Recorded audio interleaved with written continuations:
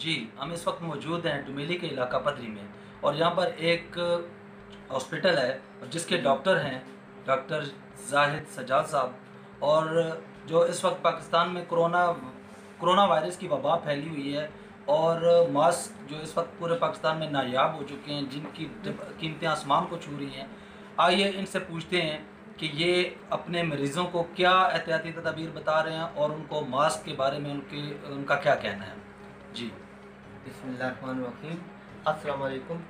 सबसे पहले कि जो मौजूदा वबा फैली हुई है कोरोना की, इसके मतलब पाकिस्तान में मास्क की शार्टेज हो चुकी है, क्योंकि कोई भी कंपनी मास्क वो बना रही है, ब्लैक में बता रही है, लेकिन हमारे पास इसका स्टॉक पड़ा हुआ था। हम अल्लाह की मेहरबानी से वो मास्क जितने भी हैं हम सब फ्री दे रहे हैं जो मरीज़ आ रहे हैं। और मौजूदा इस कोरोना वायरस के मतलब हम हुकूमत पाकिस्तान के साथ हैं और हम लोगों को एहतियाती तदबीर बता रहे हैं कि हाथ धोएं, ज़्यादा से ज़्यादा बार बार हाथ धोएं। इसके अलावा ज़्यादा हजूम में ना जाएं।